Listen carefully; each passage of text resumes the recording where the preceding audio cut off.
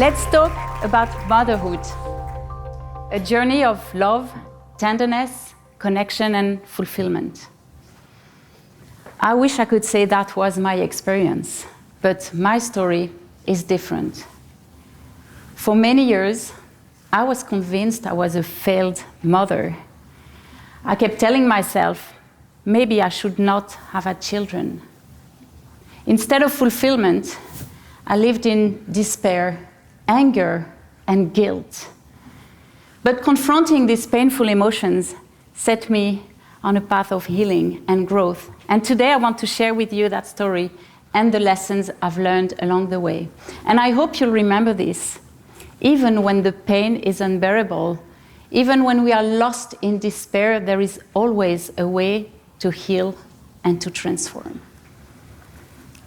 The dark side of motherhood. We don't often talk about it, do we?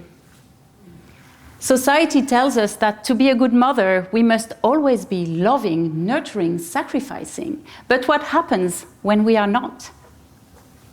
What happens when our experience of motherhood is one of struggle, anger, and exhaustion? Well, instead of seeing this as part of the experience, we believe we are failing. But this isn't failure. This is the reality of motherhood for so many women. And still we are afraid to speak about it. Speaking about my pain is what saved me.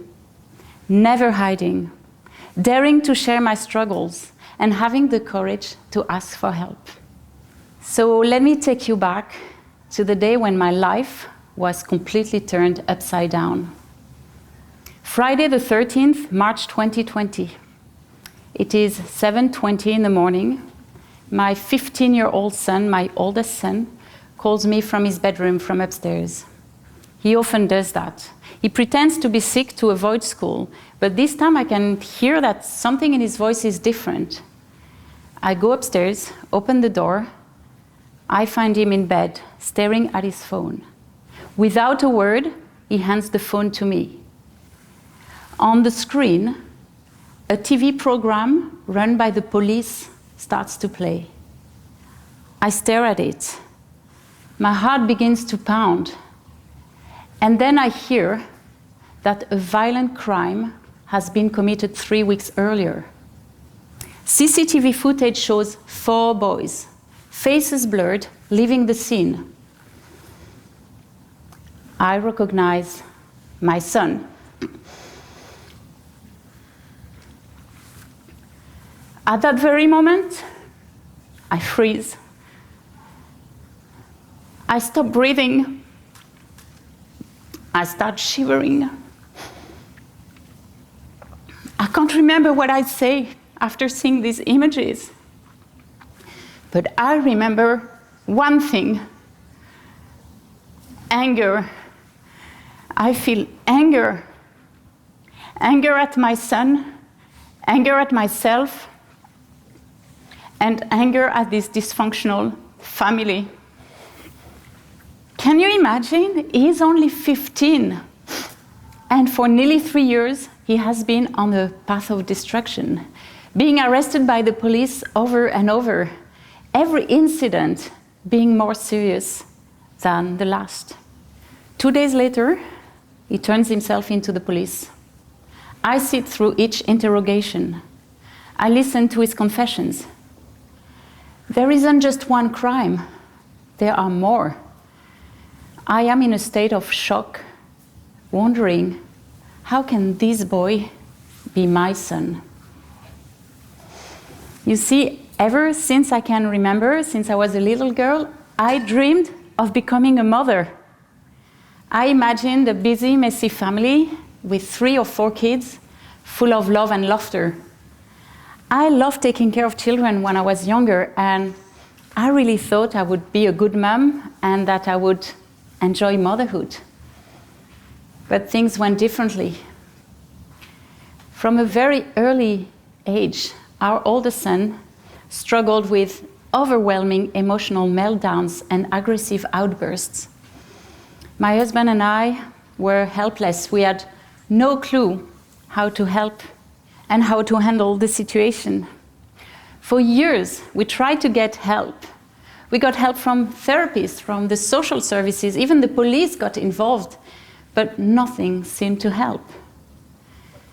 By the age of 13, our son spent more and more time in the streets, breaking the law, and being arrested by the police over and over. Instead of compassion, I started to feel resentment. How could I love a child who was tearing our family apart? I felt trapped in anger and pain. And with every act of defiance, I felt more and more disconnected from him. When my son was incarcerated, I was in disbelief. I was so sad. And the guilt, it was huge. I kept thinking, how did we get here? What a terrible mother. What a failure. But alongside pain and guilt, I felt something else. Relief. Relief that it was over.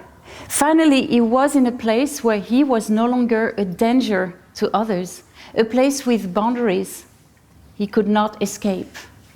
Relief because I didn't have to live in fear anymore, and his two younger brothers would no longer be exposed to that chaos at home. A year later, the trial took place, and our son got sentenced to a long prison term with mandatory therapy. And again, I felt relief. This time because I knew that for the coming years, a team of professionals would help him in ways I could not. And this is an important lesson I learned.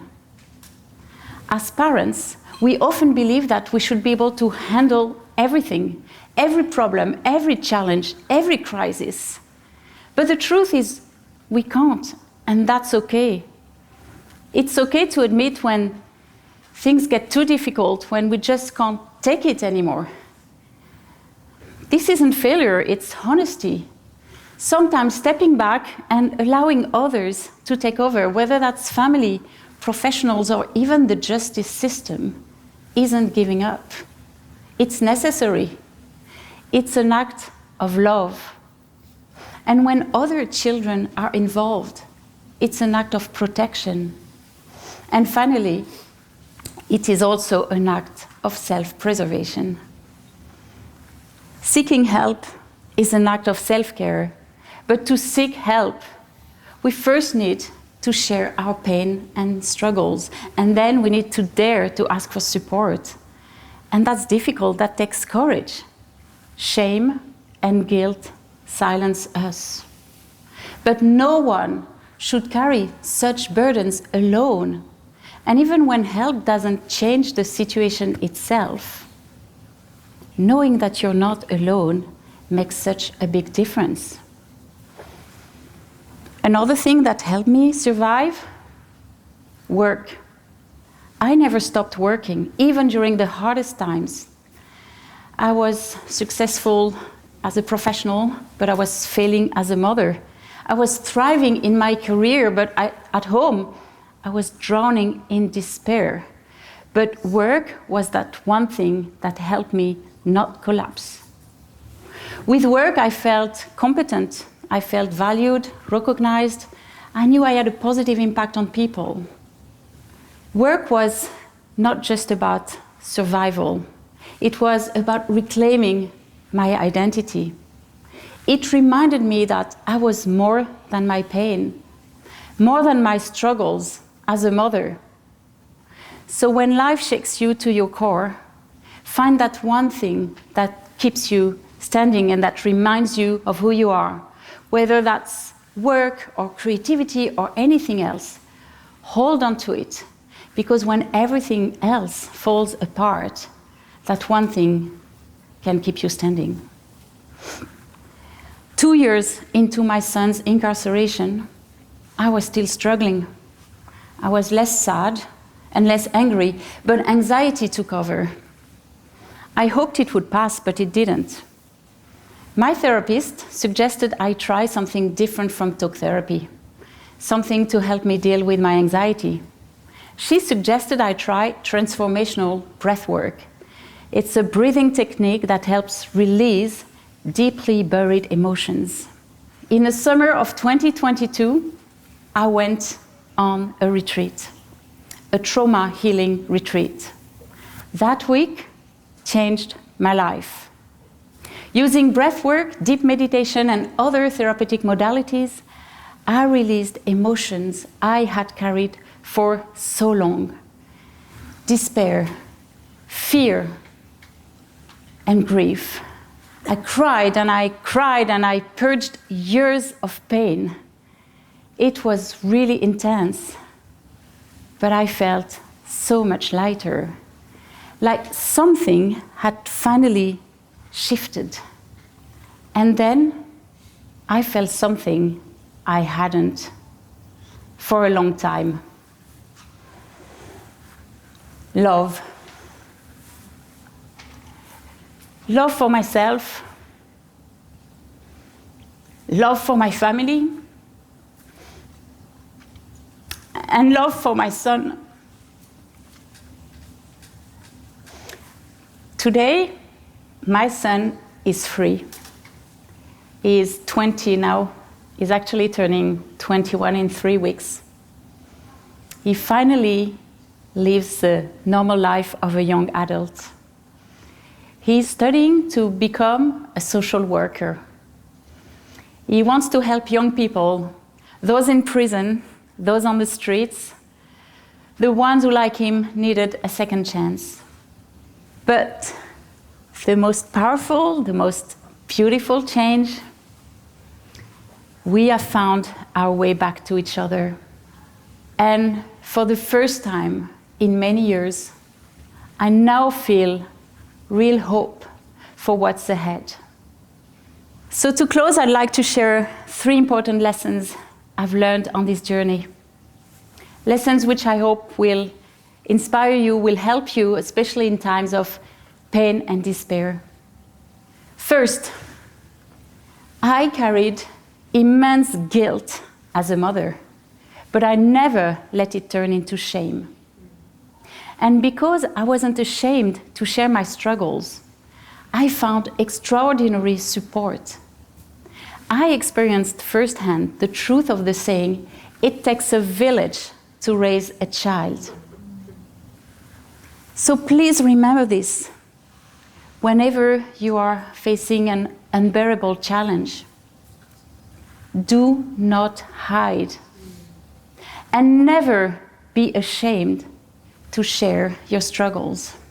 You are not alone. Second, therapy saved me. It saved our marriage, our family. It helped my son and our relationship change in ways I could have never imagined. It's not over yet, of course. We are still on a journey.